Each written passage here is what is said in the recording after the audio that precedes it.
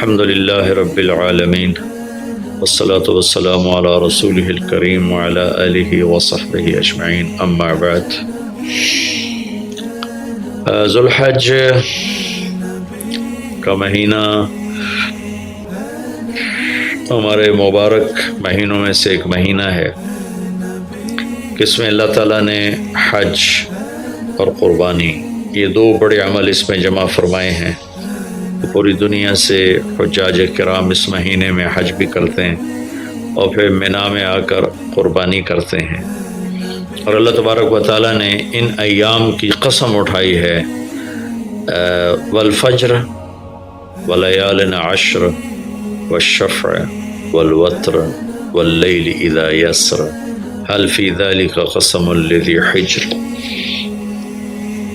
اور کسی دن کی قسم اللہ نے ایسے نہیں اٹھائی، خاص کر اللہ کو عید کے دن کی قسم اٹھائے یا جمعے کی قسم اٹھائے یا لیلۃ القدر کی قسم اٹھائے، انا انزلناہ فی لیلۃ القدر وما ادراک ما لیلۃ القدر، یہ گفتگو فرمائی، خبر دی۔ لیکن والفجر، مجھے قسم ہے فجر کی، اس سے مراد 10 تاریخ کی صبح جو 9 کا دن گزار کے حج کا دن ہوتا ہے، اور وہ گزار کے جب 10 کی صبح یعنی قربانی کی جو صبح ہے، اللہ نے والفجر اس کی قسم اٹھائی۔ پھر ولیال عشر، یکم سے 10 ذو الحج کی جو راتیں ہیں ان کی قسم اٹھائی۔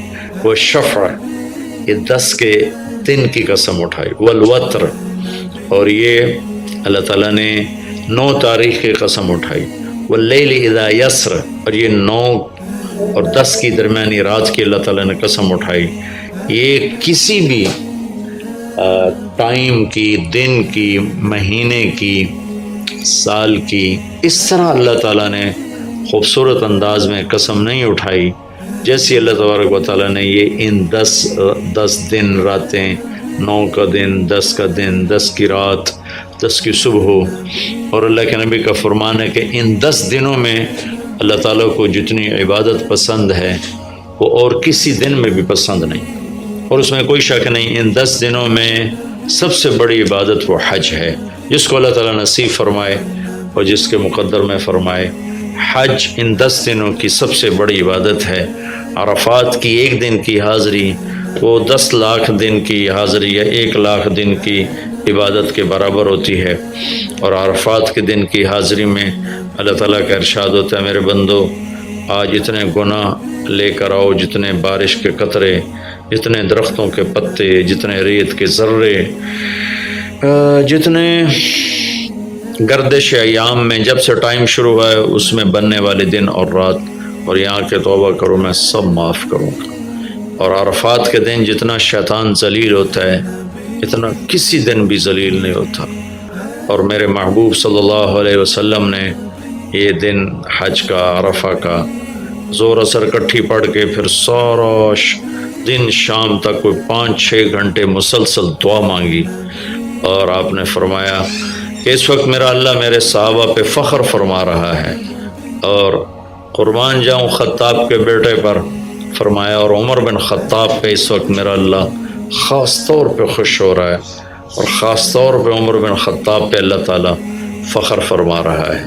تو ان 10 دنوں میں جسے اللہ حج میسر فرما دے تو اس سے بڑی عبادت کوئی نہیں۔ حج میسر نہیں ہے تو پھر ان 10 دنوں میں نومی کا روزہ رکھنا، ان 10 دنوں میں روزے رکھنا، اس میں نوافل کی کثرت، صدقے کی کثرت، پھر قربانی، یہ سارے اعمال ان 10 دنوں میں انتہائی محبوب ہیں، جنہیں اللہ سعادت دے دے حج کی، بار بار جائیں۔ تابعوا بین الحج والعمرہ، حج عمرہ آگے پیچھے کرو، آگے پیچھے کرو۔ ایک بہت بڑا طبقہ ہے جو یہ کہتا ہے کہ ایک دفعہ فرض ہے، اس کے بعد کوئی ضروری نہیں۔ میں کب کہتا ہوں کہ ضروری ہے؟ ضروری نہیں ہے، لیکن ضروری کا مطلب فرض نہیں ہے، لیکن اللہ اس کے رسول کو پسند ہے کہ اس کے گھر بار بار آیا جائے، بار بار حاضری دی جائے۔ اللہ کے نبی کو تو آخر عمر میں جا کے موقع ملا، اس کے بعد آپ دنیا سے تشریف لے گئے۔ اگر آپ اس کے بعد زندہ رہتے تو یقیناً آپ ضرور حج کرتے، چونکہ آپ نے جتنے سال مکہ میں گزارے آپ نے ہر سال حج کی، نبوت کے اعلان سے پہلے بھی اور نبوت کے اعلان کے بعد بھی آپ نے مسلسل حج کی، اور 4 عمرے آپ نے فرمائے زندگی میں پر 4 عمر۔ ایک عمرہ مدینہ سے خاص طور پر تشریف لائے جس کو ہم صلح حدیبیہ کہتے ہیں، وہ ہو نہیں سکا لیکن آپ نے وہیں عمرے کا کام پورا کیا، سر مڈائے، احرام کھولے، پھر اگلے سال آپ اس کی قضاء کے لیے تشریف لائے۔ پھر ایک عمرہ آپ نے فتح مکہ کے بعد جعرانہ سے احرام باندھ کے تشریف لائے اور عمرہ کیا، اور ایک عمرہ آپ نے اپنے حج کے ساتھ کیا۔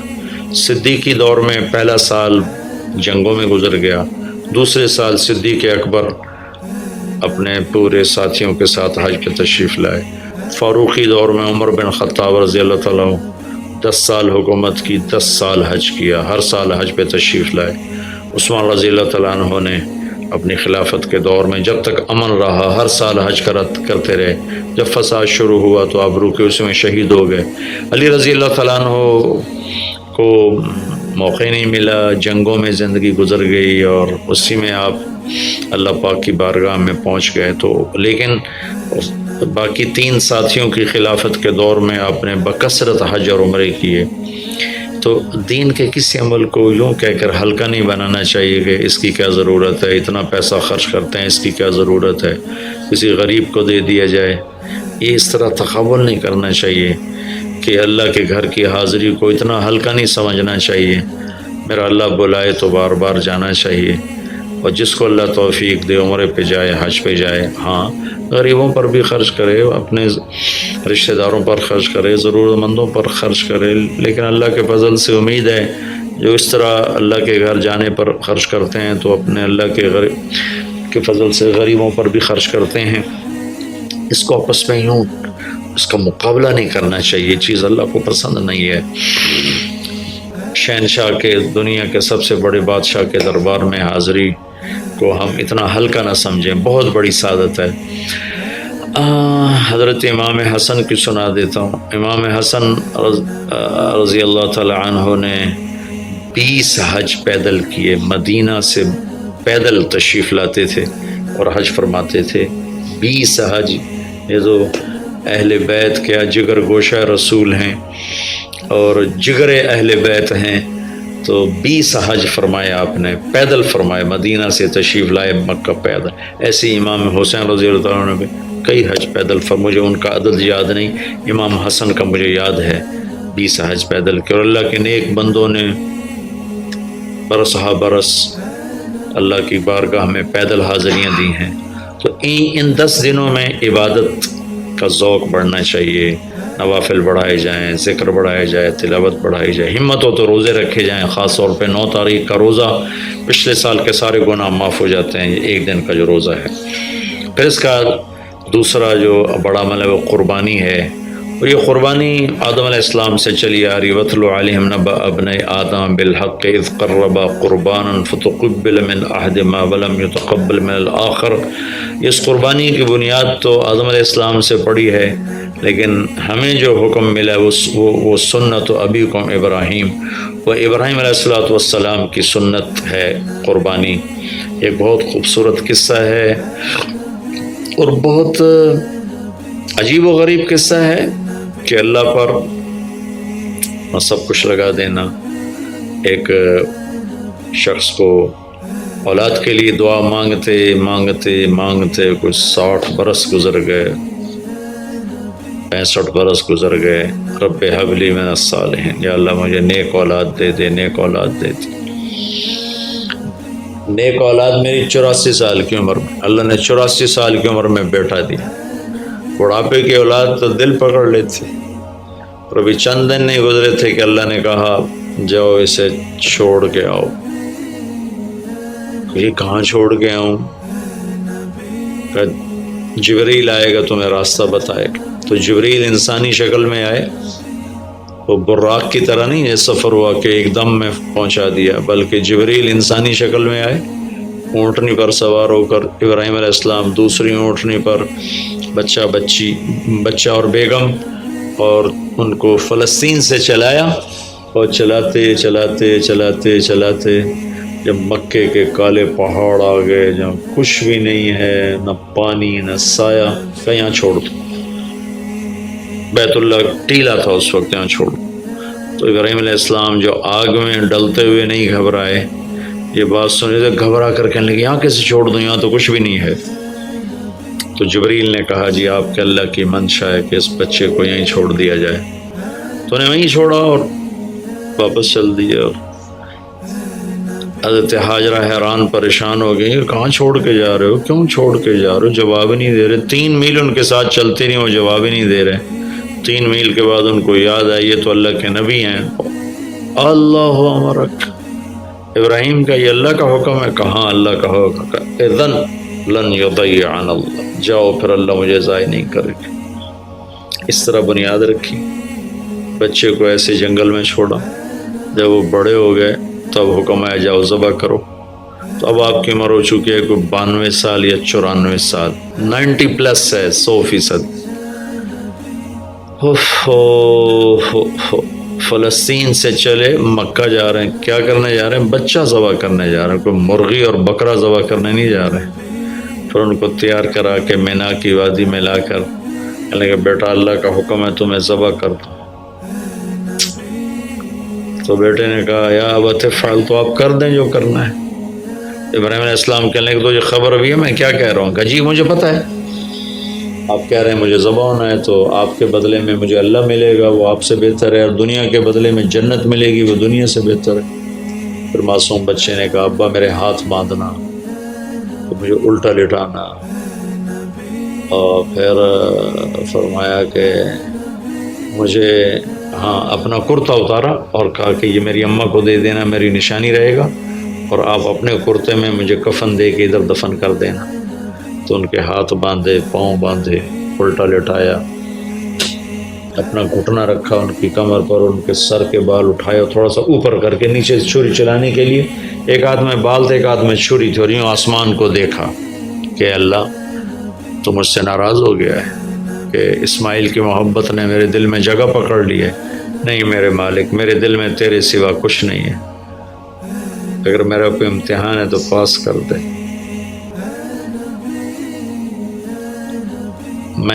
میرے دل میں تیرے سوا کچھ نہیں ہے، اور اگر تو مجھ سے ناراض ہے تو اپنی ناراضگی دور کر دو، چھری چلا دو۔ تو میرے مالک نے اسماعیل کو نکال کر چھترے کو ڈال دیا، چھترا، اور آنکھ کھلی تو آنکھوں پر پٹی تھی، کھولی تو آگے چھترا ذبح تھا۔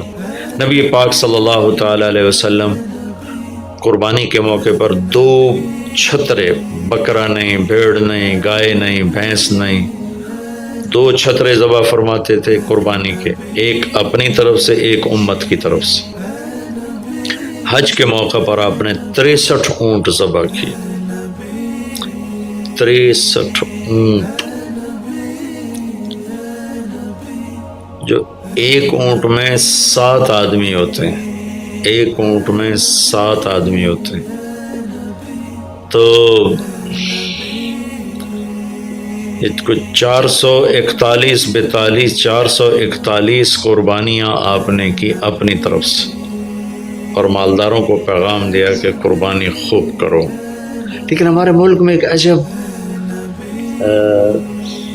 چیز چل گئی ہے، بیل لے لیا، 20 لاکھ کا بیل لے لیا، یہ صرف فخر ہے، ریا ہے اور بناوٹ ہے، دکھاوا ہے۔ آپ 20 لاکھ کے بکرے خریدیں تاکہ غریبوں کو گوشت پہنچے۔ 20 لاکھ کا ایک بیل لے کے آپ نے کون سا